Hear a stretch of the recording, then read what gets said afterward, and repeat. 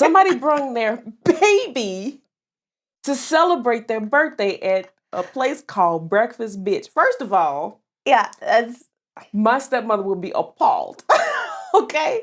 First of all, had the baby in the air. Bouncing the baby like this. The visual is amazing. Had the baby in the air, bouncing the baby like this, and the waitresses pretending to be bottle girls or like bring in telling some one time for the birthday bitch baby. I said, bitch baby? What?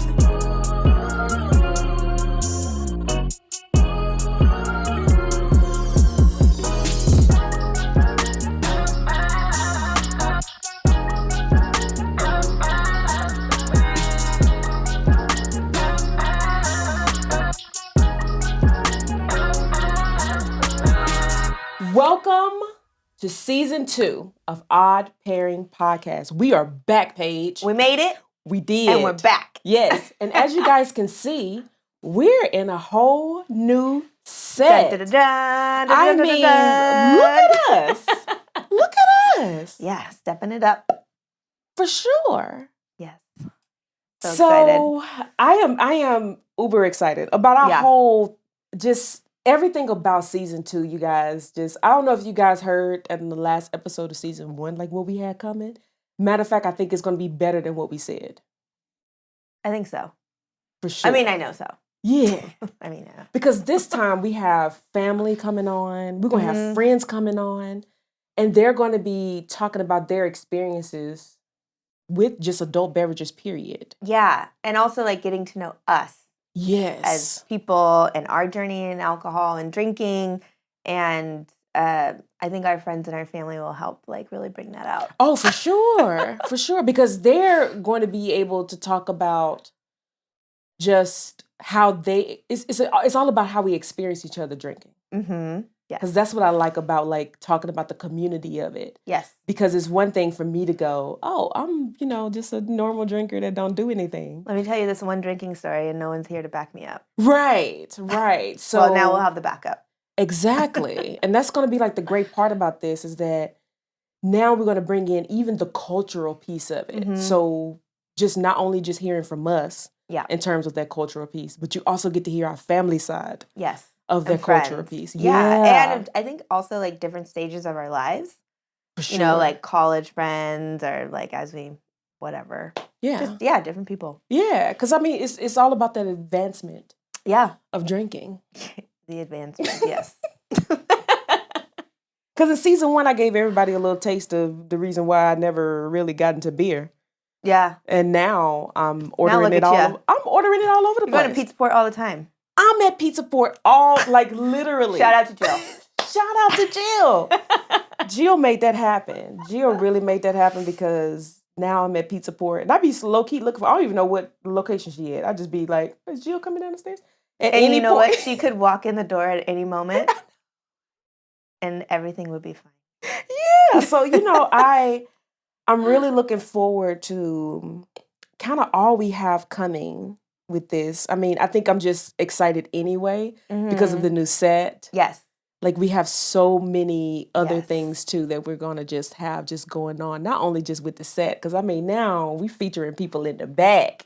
You know what I mean? So in case you are, I know they're looking because we went to, what was that I went to? The beer festival. Oh, Guild Fest. Yeah. Oh, yeah.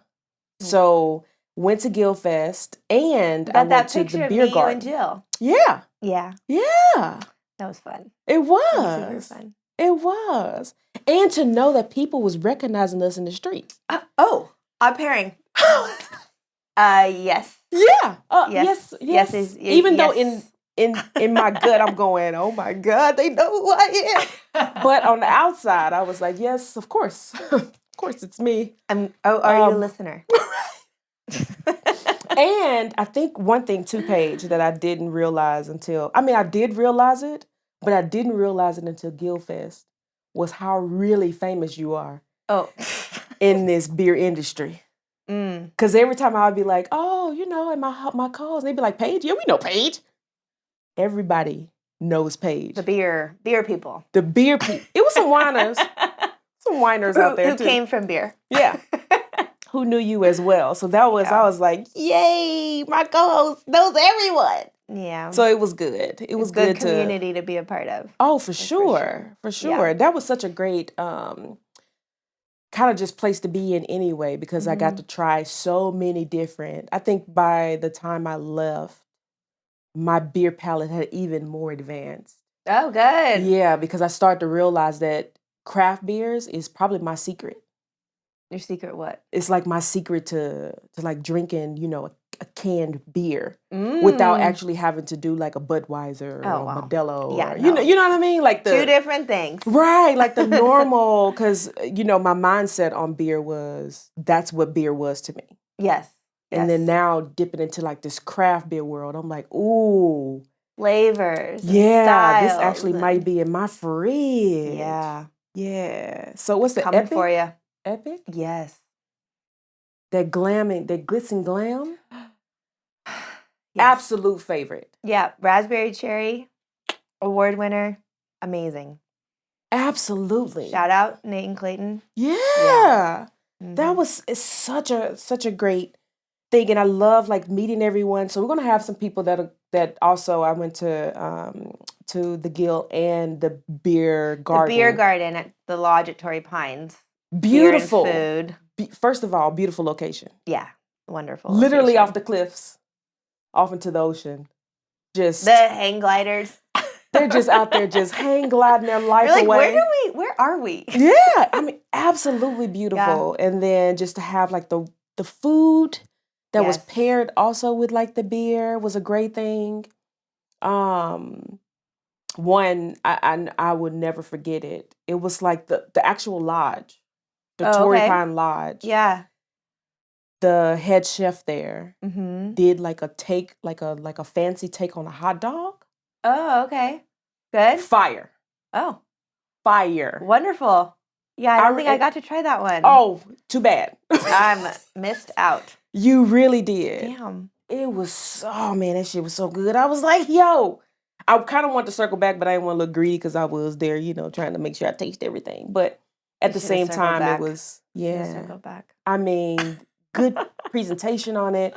It was just beautiful. So, you know, and then we have another festival that's coming up too that we're going to attend. So I can't wait to tell you guys like what we discovered from that one as well. I'm pumped. Yeah. It won't be one of my festivals. Yeah, exactly. So you get to actually enjoy this one and attend as a guest. Yeah, instead of you like running it, you know. And so let's talk about why in this season people are going to see a lot of me and you. Yeah. Because one thing we wanted people to understand is whose show it is. It's ours. Because I felt like last season we had hella guests, but at the same time they were great guests. Great guests. You guys got to see who these people are, what they're doing in the community. But we really, really want you guys to get an understanding of like who we are as hosts. Right. And what we know in this game too. Because I mean, I know we talk to a lot of people and ask them a lot of questions, but we gotta know some things as well. We know things too. Yeah. Or have opinions about things. Right. And that's really what that's what it isn't comes that down what to. any podcast is? Just a bunch of opinions. But we actually gonna have, you know, a little bit of some knowledge in there as well. So we kind of want everyone to just kind of get to know us. Yeah. Just who we are and what we do. Right. And like how we were brought together through sharing beverages and drink, like through what we are now talking about. Yeah. And so we got to know each other through that. And now we're sharing that experience as we continue to get to know each other. And through that same experience. And so it's just, you know, we're sharing that with our listeners and our viewers, and it's exciting. Yeah. So you guys can keep, you know, coming back and listening to each episode and just, you know, just basically coming to hear the talent. Because bottom line is it's the talent. It's us. Okay, it's us. It's no one else. So yeah, we're going to talk about that. And one thing that I learned in the first season that I think the reason why this season is so important for the second season is the community made Yes. San Diego, in case you guys don't know, San Diego has a plethora of breweries, wineries. I would have never thought that. If someone would ask me in California, where do you find wine? Like an alcohol heavy manufacturing region. Yeah. No, I don't think people, I mean, I think in beer, it has become that, but like our wine industry is burgeoning. Yep. Like we have like a lot of mead makers. We have a lot of distilleries. It's growing. Yeah. And it's really cool to see that. Yeah. And I'm just grateful that we're in the time. What a time to be alive. Yeah. What a time to explore. For sure. Yeah. Like I'm loving this. I'm loving all of it. And I think watching This Fresh Glass with Cassandra, who was on our SIP episode, watching her also let me know about just how many Black people of color brewers that are here and winemakers. And I thought that was like, I mean, my mind was just kept getting blown just this entire time.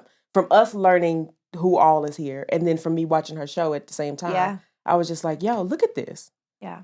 Look at this community of things. I literally can turn spit and I probably hit a brewery somewhere. Or wine. I think it's accurate.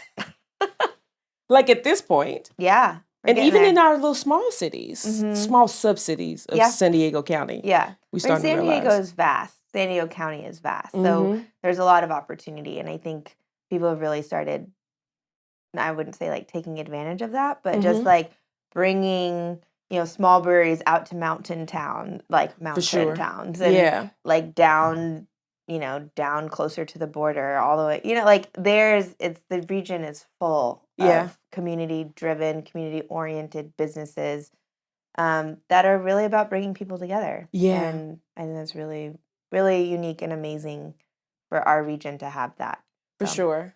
And I'm loving too on how we, not only do these people have these different breweries, distilleries, and wineries, but they're also places you can actually visit and taste in their spots. Yeah. So they're also like very beautiful tasting rooms that these different people have. And they all tell a story. They really do. They all have their own story as to why they started, how they're engaged in their community, and why they continue to be in business. And they're all unique, and it's not just about the product that they create and what they put in a glass, but it's also about the experience that they're cultivating in the space that they have. And you can feel that in every place that you go. And it makes part of that experience really fun in that, like, every time you try a new winery or brewery or distillery or meadery or any type of those places, like you go in, you're like, what's the story? Like, how do I resonate, or how does their story resonate with me or someone I may know and I may want to bring here or something? And it's all comes back to community. Yep. Loving it. Absolutely. So let's talk about just kind of how alcohol has been a part of our culture. Because I realized that in terms of just drinking, how much we also eat. Yes. How they kind of go together. Just in different things. So sharing food, breaking bread. I mean, that goes back pre-Bible. Yeah. I mean, seriously. Yeah. I mean, didn't Jesus do something with some water and some wine somewhere? Yeah. So wine, like fish, bread. There's all sorts of stuff. all of these different things that show us how just alcohol has been a part of people's lives forever, and why it's such a staple in certain places. Yeah. Because when I think about in my younger days, I remember I wouldn't go to a party unless they had alcohol. You gotta have your social lubricant. Exactly. You do. Because I remember I just be like, okay, what are we gonna do if we're not gonna drink?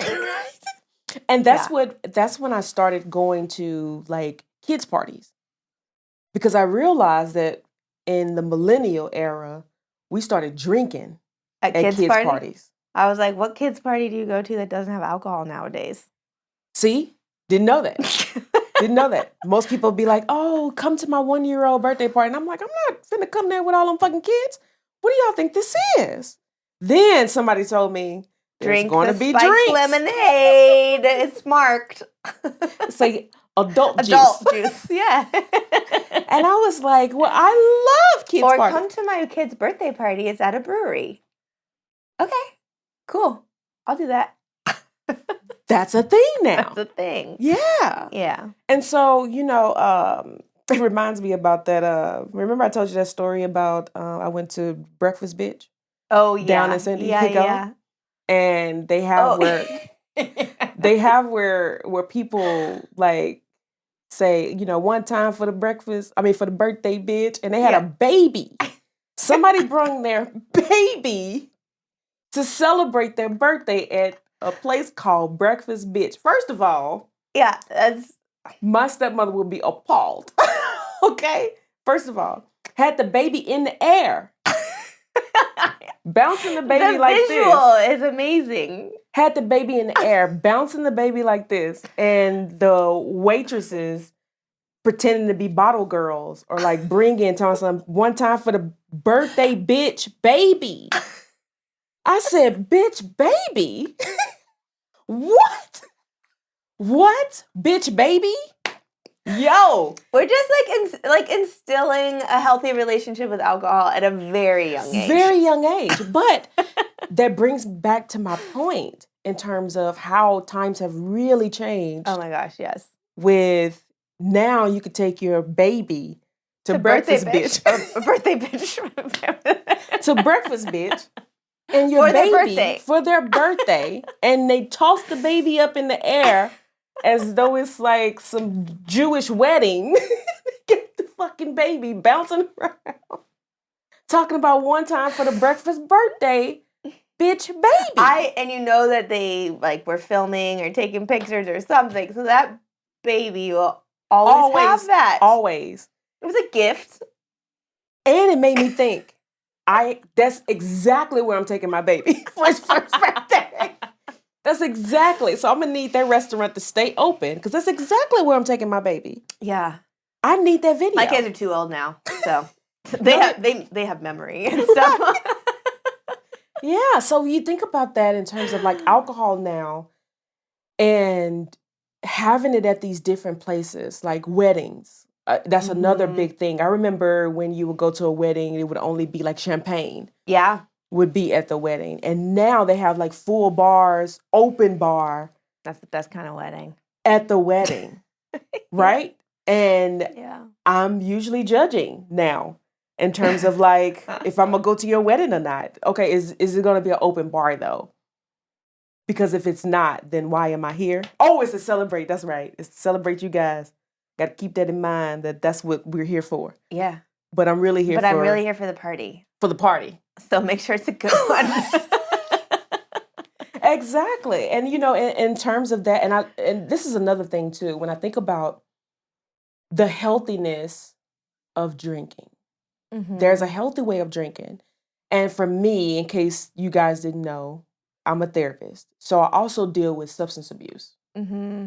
And so I'm usually telling clients about like, there's a healthy way, even though alcohol isn't healthy, there is a healthier way of drinking, of being to go, I can have, one drink the week or, one drink a night and then that's it. Because that's where that control comes in, right? Right. So when you have these, so when you have these different parties, then there's also that's kind of like, you have to think about like where your friend group is. Because do you want to pay for this venue to have a remodel? What kind of friends you have, but partiers? Do I want to pay for this venue to have a remodel, or do I just want to limit one drink per guest? Do you want to limit one drink per guest? No. Now at this age, most of my friends aren't drinking like, they aren't, getting turned, right? If you will, lit. Yeah. Like the kids say. Still learning those terms. Right. So, Now we have this big sense of community when it comes to drinking. Mm-hmm. So we got it at the parties. Yeah. Festivals, which I love. Festivals. Because it's a tasting. Now I get to see where I like my drinks. Well, and with festivals too, it's like people who have something in common, whether it's a beer festival, wine festival, music festival, something. Yep. There's some commonality that's bringing everybody together. Mm-hmm. And the alcohol, like, again, the social lubricant, like, brings other people together. And I know when I've gone to, like, beer festivals and stuff as a guest, it's kind of like, have you tried this? Or you're waiting in line. Or, what have you tried that I think you think, I mean, I don't really know you, but where have you been that I think you think I should go? Right. Like, it's creating that community in this, like, condensed area because there's all a common experience taking place. Yeah. Which is, it's a unique thing. Yeah. I mean, just thinking about that, because when I take it to festivals, I also think about parades. Like in New Orleans, there's Mardi Gras, and it's about to be that time of year where Mardi Gras is kind of coming up, and I think about those grenades that they also have in Vegas. Not familiar. That people, really? What? Are you just saying it? You gonna tell me off camera? I'm not just saying. What are you talking about? Really? So it's like these. It's like this. It looks like the yard at Yard House. Oh, like a big water bottle. Not a big water bottle. You know what the yard is, right? Yeah, so they have a plastic version of that in New Orleans, and it's called a grenade. A sippy? Sometimes. Oh, okay. Yeah. Okay. Yeah, you can have like a long ass straw in there or something like that. Okay. But they call it a grenade? Yep. They call it a grenade. Oh. But if you're gonna have like a sippy cup top on the top of it, then get out of here, baby. I was gonna say like a slushie. Is it like a slushie? Kinda. Oh. They sometimes make them that way too, like with those bendy straws. Yeah, but they really just have the long drink because it's like 32 ounces or something like that, and they just elongate it instead of it being the big round. Yeah. Yeah. So they make you think that you're getting a lot more than you are. Right, but it's really just 32 ounces. Mind fuck. Yeah, pretty much. And so they call them grenades in New Orleans, and I think that they call it the same thing on the Strip too in Vegas as well. And if you've ever like walked down the Strip, you see plenty of people like holding them. Okay. Because they just, it's just a cool thing to hold. Yeah. Container yeah. And then you can just walk around with it at the same time. And if you drop it, you're not spilling it all over the place because it has a little top on it. So it allows you to also do that. Yeah. So they were thinking ahead. Yeah. You got to. Somebody had to do it. And then just not only just thinking about like drinking and those type of environments, but we, going back to celebrating when we think about like babies and I'm never having a party with my kids without alcohol from now on. Why would you? When Exactly. My older son, when he had his first birthday, we had margarita machine, we had taco caterer, and I said, this is not his first birthday. This is my survival party. I survived that is a great way to put the it. first year of parenthood. This is not a party for him because he won't remember. Right. And that's totally fine. Whatever. He's alive. Right. So it's about me. He made it. It's not about him. Yeah. So I'm going to have margaritas. I'm going to have tacos. Right. That's a great way to put it. Yeah. And so reframe anything and everything will be fine. Exactly. And also thinking about not only in the celebratory times, but we also have it for death. Mm-hmm. A cheers to life. Cheers to life. Mm-hmm. Pouring one out for the dead homies. Oh, yeah. Gotta do that. Yeah. You gotta, especially if you from South Central, LA, anything, you gotta pour them out for the homies, okay?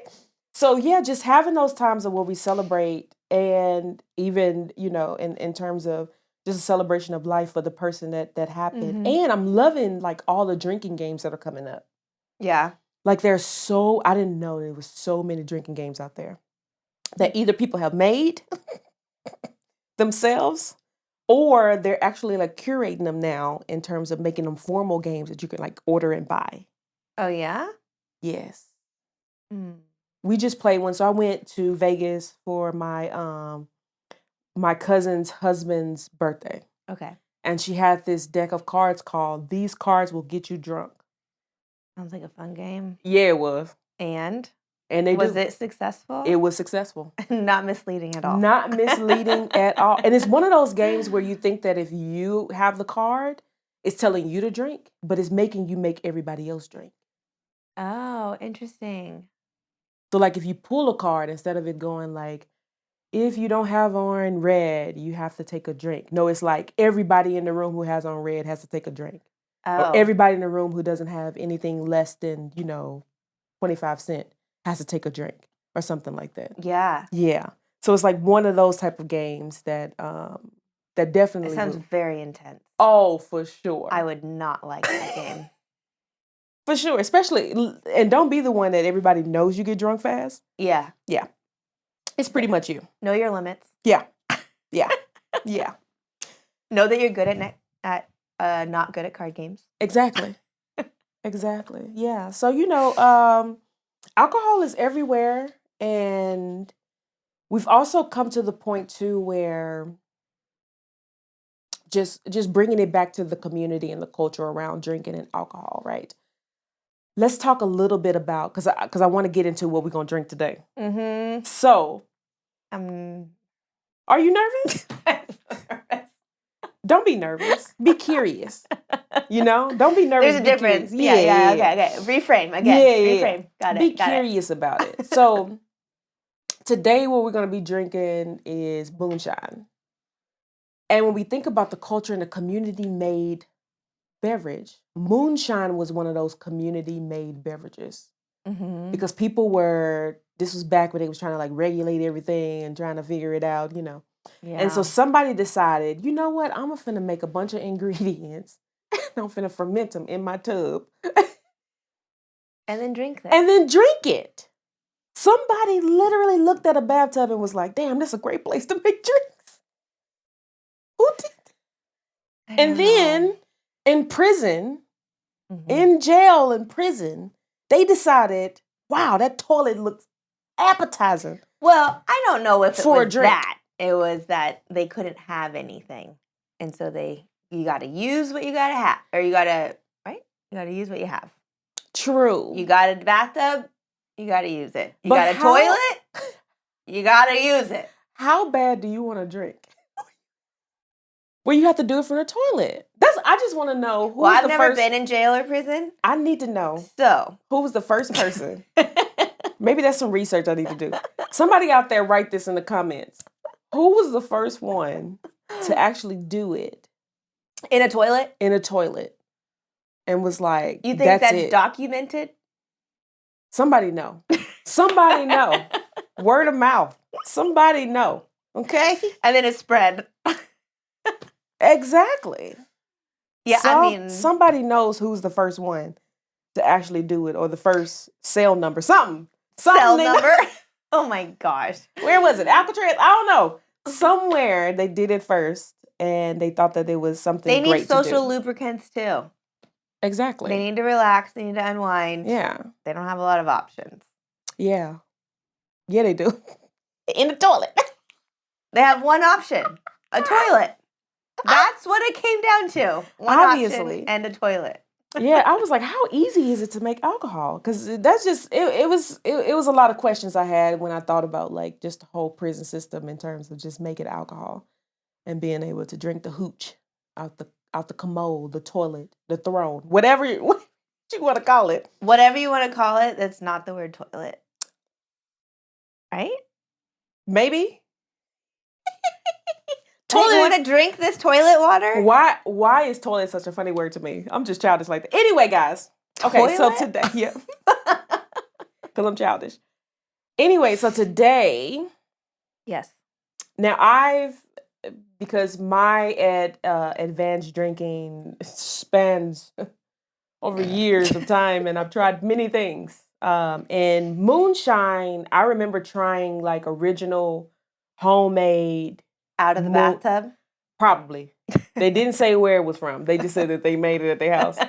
I would think that because it was in the 2000s that they had got a little bit advanced, but this was before they started selling it in stores. which was another great thing that I was like, look at the evolution. Yes. Of alcohol that somebody decided we could still drink moonshine and then have it. I was going to say, because there's like this novelty around moonshine. Yes. The word moonshine. And so then it became in the stores, and then there was like this spark or a marketing thing where it's like, oh, I'm drinking moonshine. It's like, well, it's still regulated. It's still regulated. It's not toilet moonshine. It's not. Which is really good for you. Which is my concern. You don't want toilet moonshine. I don't want it. So, Old Smoky is Tennessee moonshine, and they make an array of flavors. Like they have sour flavors, like sour watermelons and raspberry. But the apple pie, I think, was one of their first 3 that came out because they have a cherry one, which actually has like real cherries in the inside. Oh, okay. And then they have this apple pie one. I think it was like another one. I think it's like just the old fashioned type of moonshine where it's not just really original. a flavor. Yeah, just the original joint. And so when I had the apple pie, I thought the apple pie was like so good. So good. Because it really tastes like apple pie. Okay. And it's not the strong, like, burning. It's not that kind of like taste to it and that feeling in your chest like the old moonshines would. Because the old moonshines would blow your hair fucking back. Okay. Oh. Yeah. So. Maybe that's why I'm scared. That might or maybe nervous. That's why. Yeah. So this one, I don't want you to be too afraid of it. Okay. I'm going to pour us a little and I want you to try some. There we go. Got to pour it fast because it'd be all over the goddamn floor. Done that before. Oh, it does smell like apple pie. Right? Yeah. Get a little whiff of that. I mean, you can smell the alcohol. Too, yeah, of course. But yeah, cheers. Cheers. For trying it. Yeah.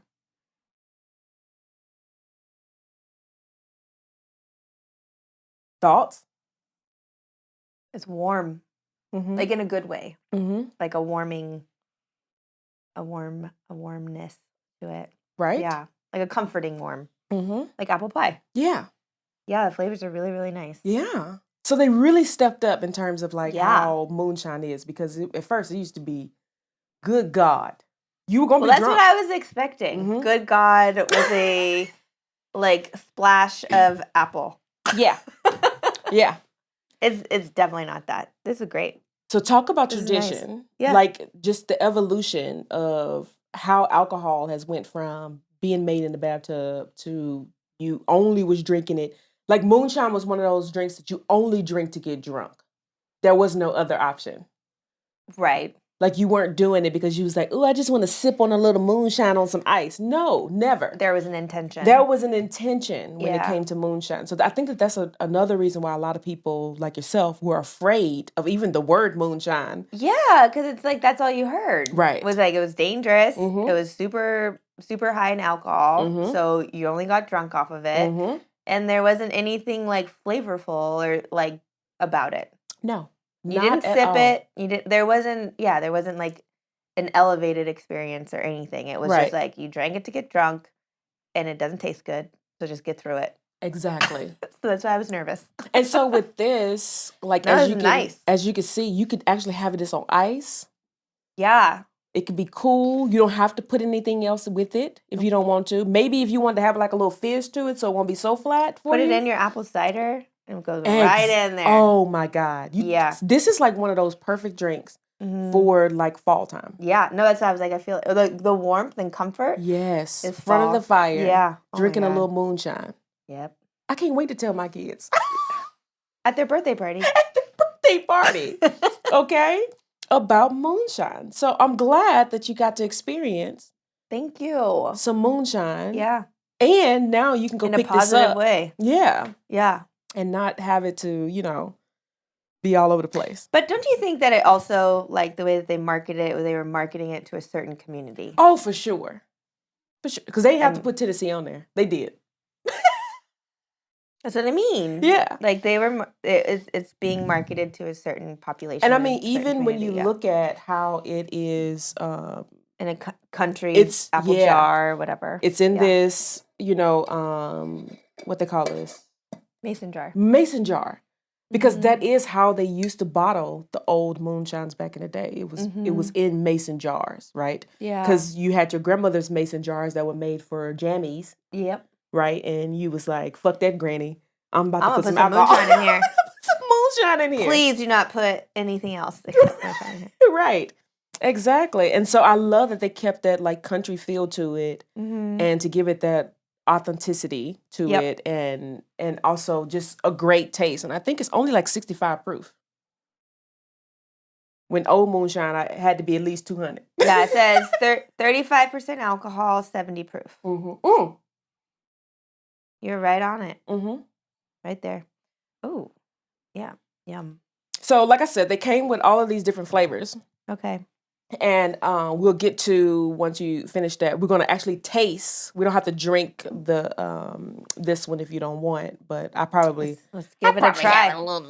Let's give it a try. I mean, I'm drinking moonshine. Might as well keep it going. So with the actual like fruits and everything in this one, we're going to taste these just to kind of see like... Because they've been in there. In it. Yep. Yeah, like been in there the entire time. So that's another development when it came to the moonshine because they didn't have, none of these were flavored. No, because it was just about the alcohol. Exactly. So when Plugging your nose. Some people weren't. They was okay smelling like if you like watch those old like Western movies that you hear somebody talk about moonshine, they'll say that somebody smells like it because it was just pure alcohol. And so with these, now that I'm glad that they have like these like different fruits and stuff in there, because it also gives it a little bit like different kind of like flavors and tastings. It says well. It's made out of corn, so spirits distilled from corn. That's what they use as the main thing. I guess that's also part of it too. Is like not really like the whole moonshine thing going back to the bathtub and the toilet and stuff like that. It's like you don't know what the alcohol is being made. You don't know what is in it, and that was like part of like either the mystery or where the nervousness comes from. You're like, what am I drinking? Right, and then also I think I want to contribute that that moonshine probably was the reason why regulations came into play. Because so many people was making this shit, like especially in the South. I was gonna say like agricultural communities, like if it's made out of corn, or it's made out of other, byproducts of a farm, then it can be made out of anything. And so it makes sense why rural agricultural communities would be making it in their bathtub or whatever when other types of alcohol either weren't accessible or illegal. Like, that makes sense. Yeah. And they would have moonshine at weddings. One hell of a party. They would bring their bathtub moonshine to a fucking wedding. Their clawfoot bathtub. Clawfoot bathtub full of moonshine at the wedding. At the wedding. Man. Really what a time to be alive. Missed that boat. And you get married again. What a time. Next time I get married, I'm like, Jeff, we're going to have a re-wedding. And we're going to have a clawfoot bathtub full of moonshine. Full of moonshine. And it depends on how we decide that we're going to, how big, to our viewers out there, you guys can get us a deal. You might actually be able to make that dream come true. Yeah. Full of Old Smoky, Yes. I'm Zeke Corley, host of the newest show on A Different Day Radio, Network One-on-One. Those who know me in business know that I put a lot of effort in connecting people that I believe should meet. One of the best ways to grow your business is networking, but some business have the toughest time doing it. Our new show, Network One-on-One, puts two people who may or may not have met across the table from one another. Here's the thing though, I will be hosting from another room. I'll be throwing prompts on the screen, allowing our guests to get to know each other. By the end, we hope to have made a connection. Subscribe to the newest podcast on A Different Day Radio, Network One-on-One. Find us on all podcast platforms, including YouTube. Don't forget to leave a comment. Network One-on-One. The Film Hub is the future of co-working in downtown Vista. Get energized in an inspiring work environment that is built for your success. With multiple membership options for workspace and private offices, you can become a part of our co-working community. The Film Hub makes it easier to produce the professional content your business needs. From video production, live streams, photo shoots, or in-person events, you can create all this and more in our audio and video facilities.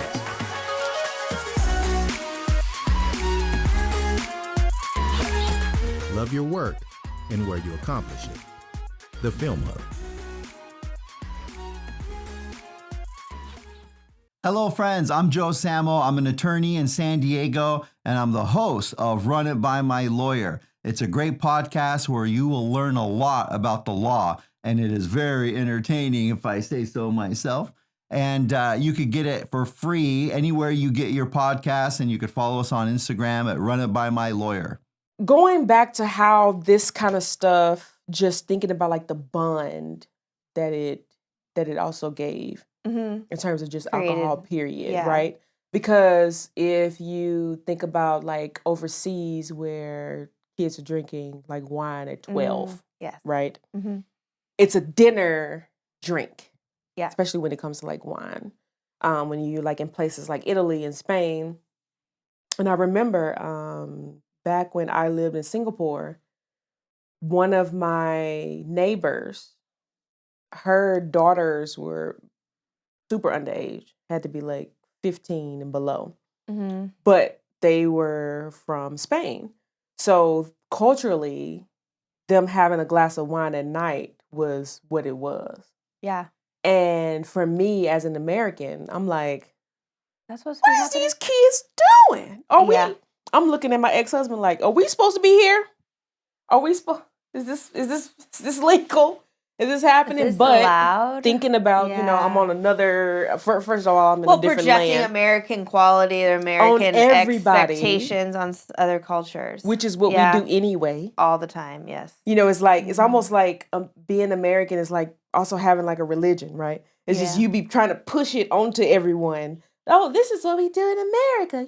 How dare you? But at the same time, I realized that these other places have even more of a different relationship when it comes to social bonding for alcohol. Well, alcohol isn't only in America. So every single culture and every single community has its own relationship to alcohol and what that experience is or is not. Right. Right? And that brings it back to the regulations of it. How we regulate alcohol versus how everybody else does. Right.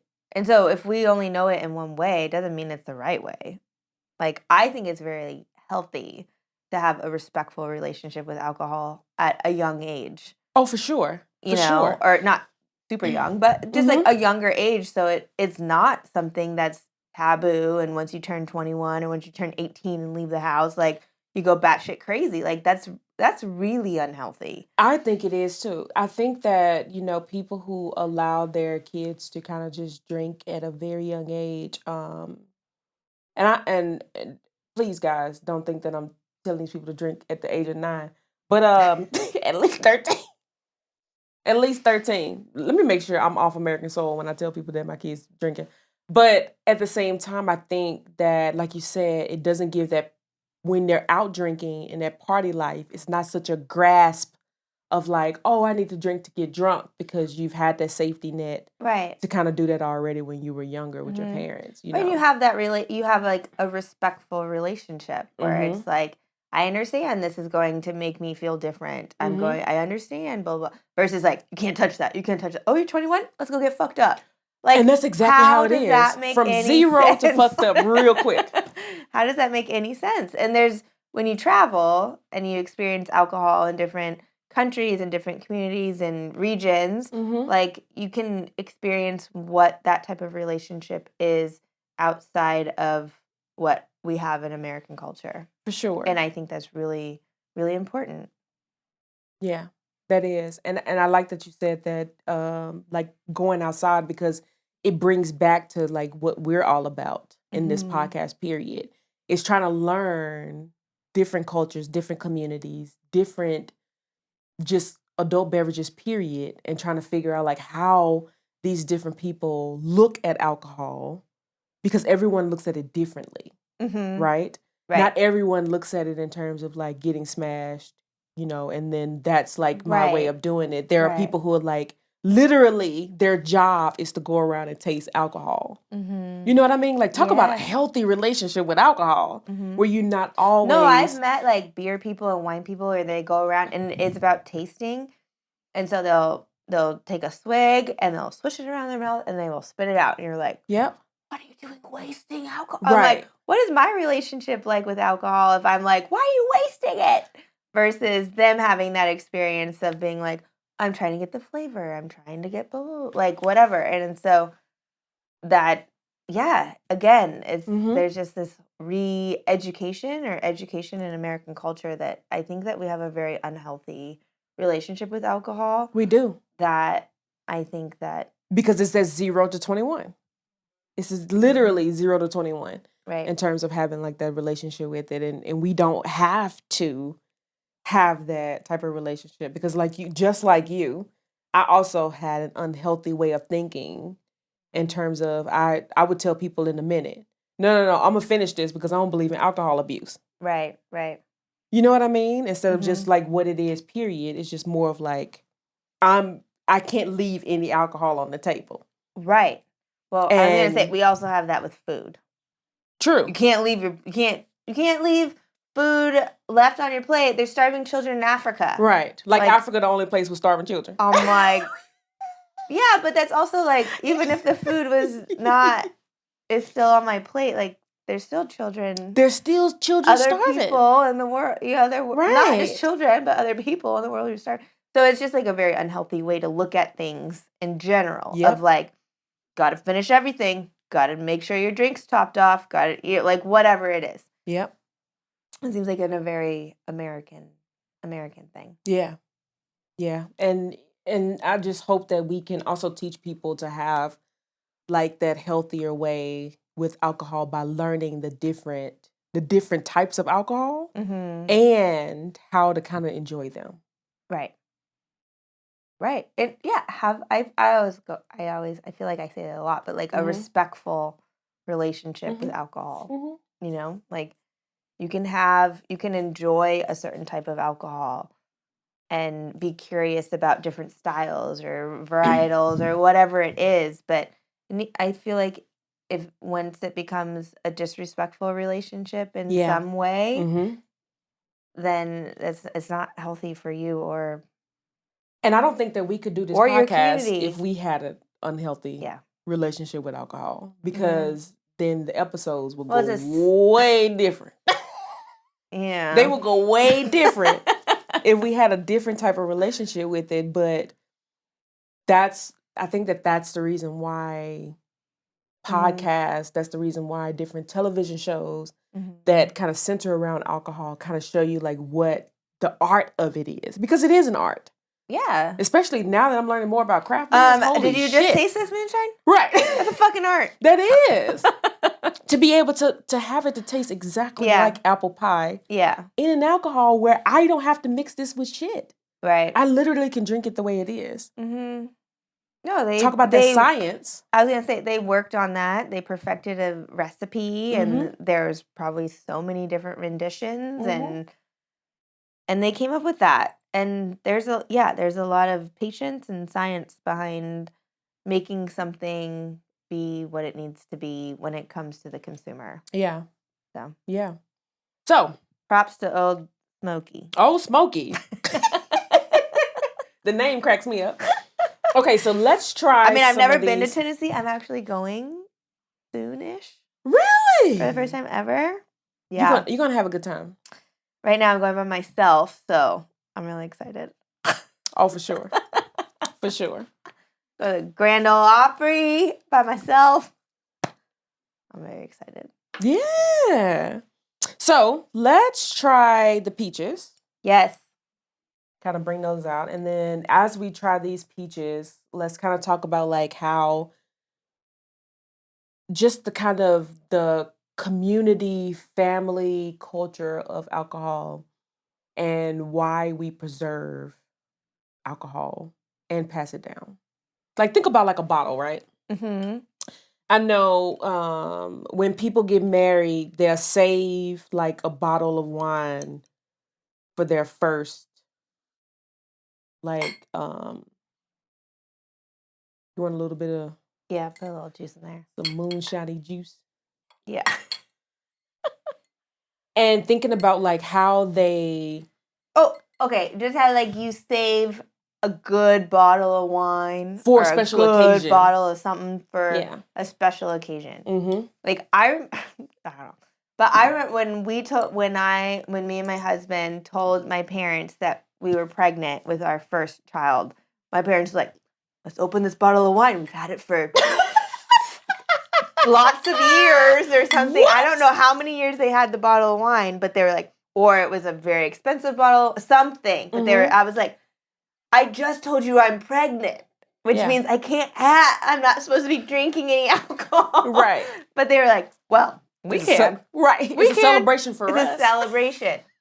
It was like, a celebration for us. Like, that's the thing, is like people save alcohol to celebrate certain types of occasions, whether it's a wedding or a pregnancy announcement, like whatever. But I just remember that experience where I was just like, that's when you want to open that bottle of wine, is when I can't drink it? Right. But they were like, well, we can't. Right. Because fuck you. And they were very excited. They were very, very excited. And we've been waiting our whole lives to open this bottle of wine.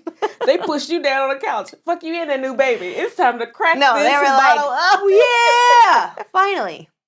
She gave us a reason. Like, right. All right. Cool. So, I like that they have like this, these peaches and everything, preserving peaches. It. Fire. Yeah. Well, fresh peaches. They taste good. How do you keep peaches in a jar that long? How do you keep them to where they're still crunchy? Yeah. Because they're not mushy.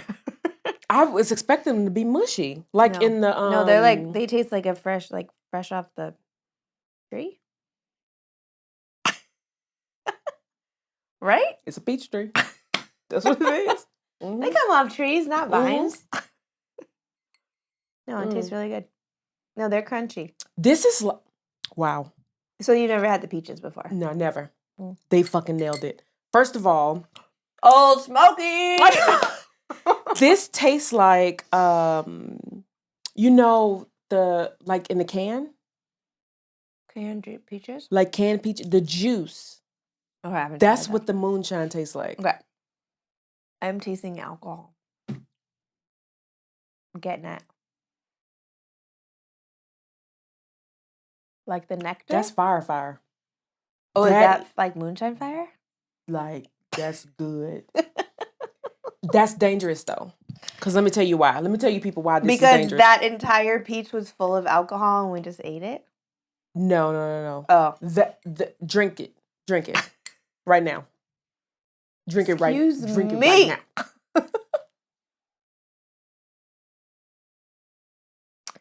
Damn. You see where the danger at? Yeah. Yeah, they did a fantastic job. I taste more alcohol in the peach than I do in the juice. It was the peach. I think it was like harboring all of that hard alcohol flavor, and the juice is just juice. Tastes like you were saying, like a canned peach, like the juice that's left over from a canned peach jar. Damn. First of all, I'm having this at all parties, so if you guys ever come to a party, just know I'm gonna have Old Smoky just in the background. So they also have a pickle one. Do you like pickles? I love pickles. I'm bringing the pickle one. Yeah, pickle like dill next pickles? Episode. I'm bringing the pickle. They have moonshine. Pickled moonshine. Moonshine with real pickles in it. Real pickles in it. Like whole spears. Whole.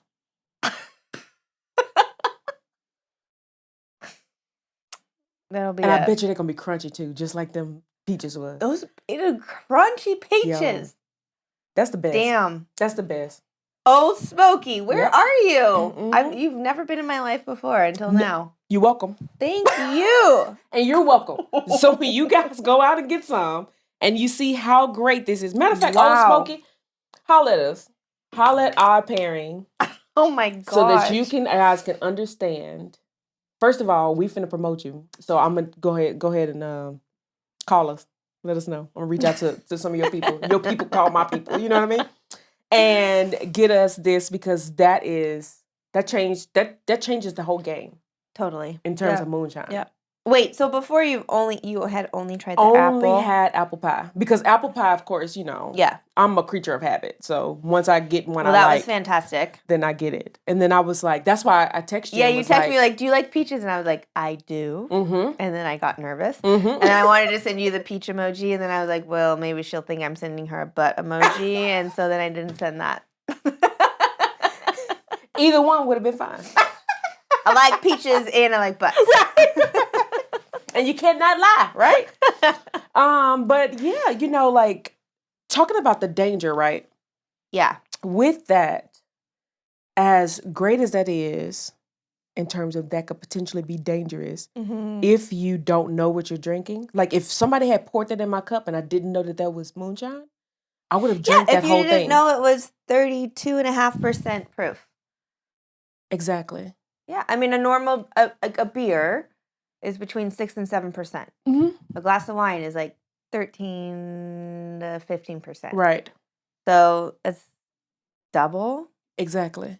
Triple. But it doesn't taste. But it does not taste like that. Like alcohol so at again, all. being a responsible drinker, having a respectful relationship is so important. Very important. You can appreciate it and love it and drink it and all of that, but I think it's a huge component of being able to be a drinker. For sure. In a healthy way is like understanding that element of it. Mm-hmm. So. And I mean, I think that's so going back to regulation, right? Mm-hmm. I think that's another reason why regulations were kind of put into point. Now, first of all, I have to hand it to America because we're going to regulate some shit for some money.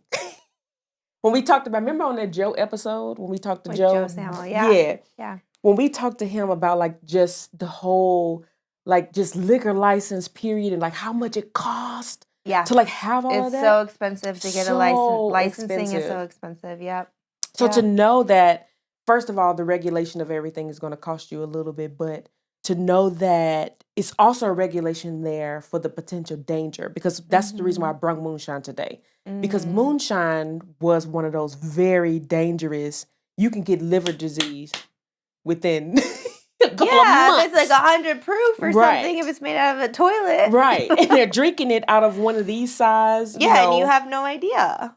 Like people were drinking this whole thing of just 100 proof, moonshine. Yeah. And so part of that is being able to have like that regulation on it and to know that like at one time alcohol was potentially lethal. Mm-hmm. Because it wasn't regulated. It wasn't regulated at all. And then all of these different type of, when we think about the negative side of alcohol, there's all of these different types of like diseases that could happen.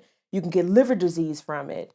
One thing that I just learned, because I had a patient once, and we was talking about a little bit about substance abuse, and one of his substance abuses was alcohol. Mm-hmm. And so I kind of, sometimes when you're in the therapy space, sometimes you have to let people know the facts of why over drinking is what it is, and how do we come to you stopping because there's no self-control, or if you're one of those people who don't drink a lot, but when you do drink, you pound. You drink a lot. Yeah. Yeah. Then how do we go to a healthy place of drinking? Okay. Right? Yeah. And so when I remember looking at this research that I had seen about the shrinking of the brain from like different people who abuse alcohol. And that was something I didn't know. I didn't know that. Because I only you heard like liver, you heard heart, you heard, some of kind of like more of your circulatory system. Yeah, stuff like that, like all, any kind of like high blood. I didn't know blood about pressure and the like brain aspect. Yes. going into like the shrinking, just to know the shrinking of your brain is happening when you have been drinking for years and years and years on end. Oh, wow. Yeah. Yeah. Which then the shrinking of the brain goes into dementia and Alzheimer's and like all of these different things, to know that when you have this unhealthy space with alcohol, it creates an unhealthy space within you. So knowing first why the reason why you're drinking is very, very, very important. Because a lot of times people are drinking in terms of, I'm drinking to get fucked up. But if you always drinking to get fucked up each and every time, something... And I think that goes back to when piece. people turn 21. Everyone at 21 is trying to is drinking to get to that certain level. Yep. Because you don't know your limits. Because you don't know your limits. This is your You're first all time. experimenting and blah, blah, blah. And then people peter off and figure out their limits and they keep going. But as there's people who don't figure that out and don't have that, that you're like, so that's where it gets really, it's complicated. Yes. Because everybody at one point in your world is all in that same space. Yep. And then they start falling off as they figure out their own limits and their own boundaries and all that sort of stuff. And you need to be one of those people that figure out your own space and your own boundaries. Yes. It's so important. Going back to what you just said in terms of 21 getting fucked up, right? Think about the drinking culture. Yeah. College. Yeah. Everybody's drinking. I can't wait to have my friends from college on here. I can't wait because I need to know college page. But just to think about like that time of everyone is experimenting. That's why I think it's so important for parents to kind of just educate their kids on what drinking really is and knowing your limit and knowing that five shots will get me fucked up faster than 7 beers. Right. You know what I mean? Like knowing where you are. Yeah. Like you need to figure out. Yeah. And to know, that's the reason why for our podcast, the science of it also is very, very important, because once you realize that your weight fluctuation also is a factor of how many drinks that you can take. For tolerance and stuff. For sure. Like now that I'm heavier than I ever been in my entire life, listen, I can put some drinks down. I can have a drinking competition with people. Okay? But before, when I weighed like 125, I can have one glass of wine and I was night-night. Right. It was over for me. And see, here I was thinking. Like that's, again, chemistry. Like you said, it's science. Yeah. And then same thing for that, that college kind of mentality and that college culture. Military has the same culture. I remember when I was in the military, it was 2 groups of people we knew that was going to drink, and they wanted to drink to use under the table. And that was the Hispanic culture and the white culture. We used to always say, get white girl wasted. What does that mean? There wasn't a white boy wasted. What does white girl wasted mean? It was so when I thought Excuse me. When I thought about the stereotype, because let me put stereotype in front of it so you know. When I thought about the stereotype of white girl wasted, it was more of what it looked like to be white girl wasted. And when people think about white girl wasted, they think of Valley Girl, California Valley Girl, white girl wasted, where you're like crying and you're like confessing that you love everyone around you. God. In that moment, your mascara is running. No, I you know. I never was like that. I had a roommate that was like that. But like what I'm saying, now that you described that. Yeah, when they think about like those different cultures and those different stereotypes for it, that's how it was in the military in terms of like who you knew was gonna have a good time. Those are the people parties that you wanted to get to. And like the Hispanics, they were gonna drink, and then they go to all to sing the same songs in Spanish that you didn't know anything, of what it was. And it just felt like that they all had just the best alcohol there. Yeah. And then that's where I really got into tequila. That's when I realized that, I'm a tequila drinker. When I started hanging out in the military with the Hispanics, and I would go to like their parties and I'd be like, all right, who here got the tequila? Like, let's go. Like that. Yeah. That's where I kind of learned like that particular spirit. Now, when I would go over to my white comrades and I would go to their parties, it was more of like, it was going to be the basic like a beers. Therapy session? It was going to be the basic beers. And then it might be, like the spirit was probably going to be vodka. Yeah, like the cheapest vodka you could find. The cheapest one. Yes. I'm not going to argue with that. Yes. The cheapest one. And then I started thinking about, like, once I started kind of just really, really getting into different drinks and stuff, then when I get into more of like the Black culture, right? And I started like looking at what we were drinking, and I was like, okay, all right, so Crown and Henny, that's our thing over here. Okay, so we in the whiskey kind of like bourbon categories over in this area, and that's what I'm talking about, like culturally, where people kind of have it where they are, because when you think about these get-togethers that we have, these festivals, parties, whatever, culturally that we have, the staples that are going to be there. What's going to be in and what's going to be offered. Exactly. And that's why I like BYOB. Because I'm going to bring a bottle of tequila everywhere I go. Everywhere no one's going to expect it. And I'm going to be the girl bringing the tequila. I'm going to be that one. And, so I think that's the reason why for just this whole, that's what we want you guys to know in period. Like, for this entire podcast of what we kind of bring here is talking about just the culture and the community around alcohol. Yeah. And why knowing the history of moonshine and where it's come from is so very important. Because knowing all of these different things can make you a more educated and healthier drinker. Yeah. Where you're not drinking to get fucked up. Right. You're now drinking for taste and experience of it. And that's kind of like where we want to go with it. Absolutely. Yeah. Yeah, a healthy relationship with it. Yeah. So, just like in the first season, second season, we're going to bring in drinking story. Shit. So, just to let you guys know, this drinking story could not have come at a better time. So, do you want to start telling your version? You tell it, and I'll enhance. I'll chime in. Chime in and enhance what I got here. So Paige and I, for the first time, we have our own. We have a collabed drinking story. Drinking story, and fortunately, it happened on my birthday. So I recently just turned 37, and Paige was like, "Hey, what are you doing?" I was like, I'm just gonna be just out and about. I was gonna take myself out. To just have some dinner, a nice dinner, and I said, yeah, and she was like, "Don't go by yourself." I said, "Hey, if you really want to go by yourself, you can. Yeah. But I'm also available, and I'll go with you if you'd like." And you're like, "Okay, yeah, let's do this." Yeah, let's. And then it was another opportunity for us to bond, hang out. Yeah. Why wouldn't I want to hang out with my co-host? This wouldn't work if I didn't want to hang out with her. So I was like, I only hang out with you on set. Yeah.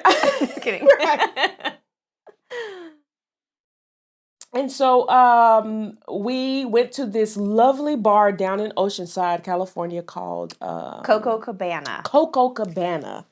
It's a rooftop bar on a really cute. Like a little, it's super cute. Like boutique hotel. I think it's called the Brick Hotel, and real small, but it's in like this newer area of downtown Oceanside. Yeah, super cute. I've never been there. My niece works there, so she'd been talking to me about it. I was like, I'd really like to come see it. Yeah. And she's been working there for a few months, like several months. Yeah. I'm like, well, I never go out. So yeah. I'm like, let's do this. Like, so, let's go to this super cute rooftop bar. Yep. And so we went. We went all right. And great drinks. They had it was Taco Tuesday. Taco Tuesday. Yeah, and so with Taco Tuesday, they had, of course, they had the tacos and everything, and they were delicious. They were very good tacos. They were really good tacos. I was very surprised at that and the reason why I'm saying surprised, because sometimes some people in California be fucking up tacos. They really do. They're like, we have a Taco Tuesday. Here's a bad tortilla and some bad meat. And you're like, cool.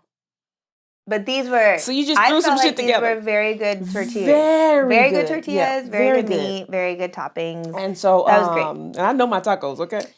And the atmosphere was awesome. Like, it was a really pretty night. Super cute. And cute. So we were leaving this place, and Paige and I was actually on our way to another bar to meet her niece, and we was just, going to have a few more drinks before we called it a night. And we were driving, so we were in Paige's car, and Paige was driving, and we heard like this clumping sound. We was like, boom, boom, boom, yeah, boom. we was like, what the hell is that? Not a good noise. And so we got out and we realized that on her driver rear there was a flat. And so we got out. Flat. I mean, complete. Like on the rim. pavement flat. On the rim flat. And we probably were in that restaurant maybe like 2 hours? Yeah. Maybe so it went hours. flat real quick. Yeah, real quick. And so we got out and we decided that we were going to change it. Yep. And yes, I was going to change it in these nails. And I said, well, I don't know how to change a tire. And she's like, I do. I was like, I do. I used to, yeah. I don't change tires anymore because now I just call BMW and be like, hey, y'all need to come get your car because it's flat out here. I have a Toyota Prius. So I propped up in the back, got all the material supplies, tire, all the jack, everything. We got it all, and we was trying to take the lug nuts off. And at this time, we were pulling out the tire. Yeah. And this guy walked up, seemingly at first, very cool. He was like, hey, do you guys need any help? And we was like, hell yeah, we need some help. Yeah, we need some help. Please, I don't want to do it in these nails, and this is not my car anyway. And I don't know how to do it, so we'll take help, please. So I was like, yeah. So he walked up, super normal, and I was like, yeah, could you take that? I said, because I had already pulled the spare out and put it on the side of the car, and I was like, hey, could you just go ahead and start changing it? This is where it went downhill super fast. It was almost like his drunkenness kicked in so quick because he was like, y'all don't need this fucking shit, and picked up the tire and threw it back. Put it back in the trunk. Into trunk. Paige's car. So then, at this time, Paige had been drinking before she came to the restaurant, which I didn't know until later on. So at this time, Paige is like, no, that's not what we need. And she kind of trying to help him take it out. No, we need the tire. Yeah. The tire's flat. We need this.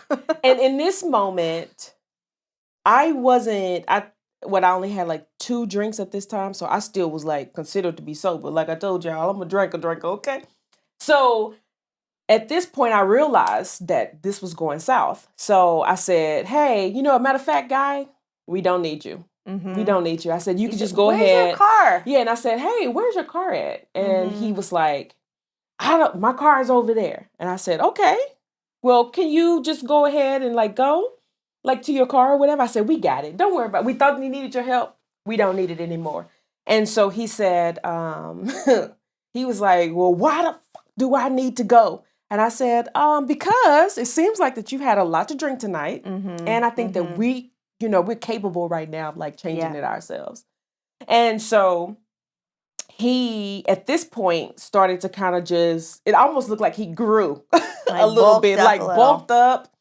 And he was like, no, you don't fucking need to be doing this. And I was like, actually, we do. We kind of need to change the tire. Yeah. And you just put the tire back in the car. Right. Which was counterproductive of what we was trying to do. So, Paige is on the passenger side of the car. We're on the side of the street. Well lit, because it's downtown. It was very well lit. It was a lot of people walking. So it wasn't like we was in a dark area or anything. And so Paige is on the passenger side, on the driver's side where he's at. I'm literally backing up. I'm trying to keep him engaged and talking to him. And I was like, hey, where's your car at? What is going on? So I'm backing up to get to my phone. Because I was going to do from my watch, but I was like, who am I, CIA? Let me not do that.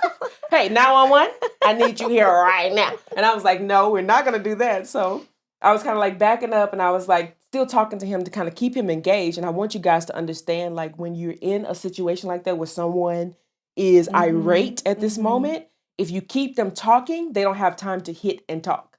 They can't hit and talk, okay? Psychology of it.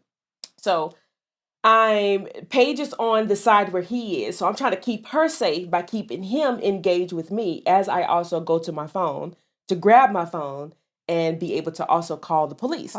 So I'm holding my cell phone, a tire iron, and the jack handle in one hand.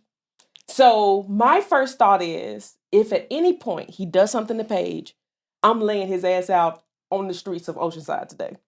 So Paige is on the other side. And like I said, I'm super sober at this point because now you have drained every last piece of alcohol that I had in me. It is now at my feet. Okay, it's nowhere near the rest of my body. So I am now trying to make a safe phone call. And I was like, you know what? Just go ahead, sir. Whatever that it is that you have to do. Let me make a phone call real quick. And so these 3 guys were walking down the street and I stepped in front of them. Now, how crazy do a Black woman look with a tire iron and a cell phone, a jack and a cell phone? And I walked in front of them and I said it very, very low. And I was like, hey, could you guys stand here for just a second? I think this guy is like trying to attack us. And they were like, cool, we got you. And I was like, oh, thank God. Yeah. Because I would have hated to fight this motherfucker by myself. So they stood over on the side. So I'm on the phone with 911 on my 37th birthday. Let's keep that in mind. I think you guys forgot that it's my birthday, okay? Birthday. So I'm now on the phone with 911 and the lady's asking me, like, describe him and everything. And once I looked over at him, I noticed that Paige was still standing between him and the guys. And so I literally told the lady on 911, I said, hold on for a second. Paige, could you come around and stand behind the guys? Because I was like, if this motherfucker starts swinging, I don't want him to hit Paige. Yeah. Like, they're there for a reason, you know? And so I was like, hey, Paige, could you come and, like, stand behind them? And Paige was like, okay, I'm coming. And I was like, I think she don't understand what's, like, really happening here. And so I called the police. The police showed up pretty quickly. They were super quick to respond. Super quick. Yeah. And it was 3 squad cars with 2 people. Officers. Yeah, with 2 people in each car. Extremely helpful. Yeah. Extremely helpful. They came up. So shout out to Oceanside PD. Yeah. They came up and they asked both of us, like, what was going on, what was happening. And so at the time, they asked Paige because I missed a step. Because he grabbed Paige. And that was the point right there where he almost didn't make it to see, if he had kids, he almost didn't make it to see his kids the next day. Because I was like, wait a minute, sir. I said, could you please get your hands off my friend? What is going on here? And so I told the police, like, what happened or whatever. And they asked Paige, did she want to press charges? She said no. But let me tell you why. She didn't have to. Because they went over to get him. And he resisted. Started to act a Because when they fool. asked, I was just like, we're trying to change my tire. We're just trying to leave. Like, can we just move on with our evening? I want him out of here. We want to change our tire. Let's go. Yeah. And that was before he started resisting everything. He started resisting arrest. They ended up taking him in anyway. Yeah. And happy birthday to me. That's all I got. I said, you'll never forget. I'll never forget birthday. My 37th birthday. And those guys were so great in helping fantastic. us. And they were from they're in the Marines and they stuck around and they helped us change the tire and oh my God, they were incredible. Yeah, they were so incredible for that time. And this is what I mean in terms of too, like, just to kind of break up our story a little bit, the negative pieces that go with drinking. Because he obviously had too much to drink and thought that it was okay to start harassing women that way. Yeah, to behave and that way. Yeah. I understand in terms of what Paige, how you felt that night in terms of like not wanting to press charges because you was like, I just want to get out of here. But in the event, guys, that it does happen to you, press charges. Because that wasn't his first time doing that. I felt it. I knew that was not his first time. He's gotten away with it before. He's gotten away with it before. And thankfully, he resisted because he needed to go to jail. And he needed to spend some time behind bars that night. And so we had it was an amazing night. Even with this Memorable evening. Even with this guy Happy acting birthday. the way he was. Best birthday ever. Best birthday ever. And it just, it also reminded me that I'm pretty fucking awesome in a time of need. Yeah. I was like, it was like I just she sobered up kept really her quick. cool, and I was like trying to be friendly, and I'm just like, oh no, you're fine. And I'm like, no, we need our tire. Please don't put it back in my car. And you're like, not cool. Yeah, and I felt like it was like Arnold Schwarzenegger situation. in the Terminator. Come with me if you want to live. Like seriously. Come with me if you want to live. But I said, yeah, okay. Right. Okay, in between this guy, these. Right. I was like, get from around. I said, him. wait, let me get my purse real quick. Right. I was like, leave your fucking purse. We don't need that right now. The car can't go anywhere. It can't go anywhere. He doesn't want your purse. Right. Clearly, he didn't want your purse. But yeah, like just to think about like just the negative effects some people do. That negative. Yeah. He obviously has a negative relationship with alcohol, and we saved his life, kinda that night because it could have went south. If it was anybody else, or if I was by myself, it would have went south real fast. Because first of all, sir, we not doing no grabby. I don't care how much drink you've had. No, he got possessive. Yeah, very possessive, and like really quickly. Didn't know him at all. So. Didn't know himself, and so that's our shared drinking story. Well, we'll have many more to come. Yeah. Because we're still gonna go out drinking. But yeah, so let's tell everybody a little bit what's to come for season 2. Some more drinking stories. More drinking stories for my family this time. Yeah, from our family and our friends, getting to know us a little bit more and more in depth as to like who we are as people, not just as hosts. And I think that's a huge objective for us this year or season. Yeah. I was really trying to get that piece across. And we gotta let you guys know that we are every week now. Oh, yeah. For real. We are every week now. I want you to see the horror. Mark your calendars. But yeah, we're every week now, so none of this 2-week stuff. We're going to be on your social medias and in your ears pretty consistently now. And we want you to engage with us. So please if you have a certain,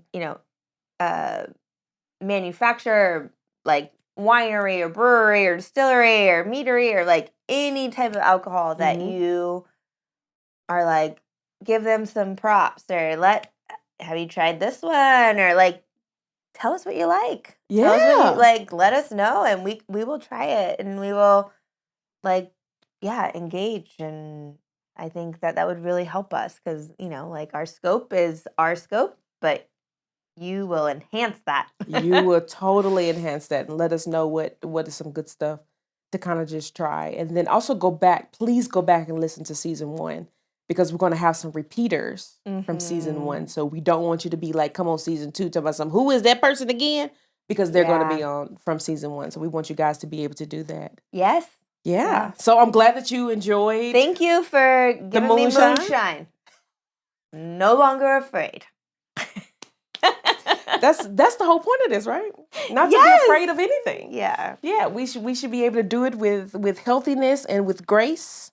Yes. And probably after we wrap this up, I might take 1 or 2 more shots. Yeah. Just so you guys know. Get ready for some after credits. No one is counting. At that time.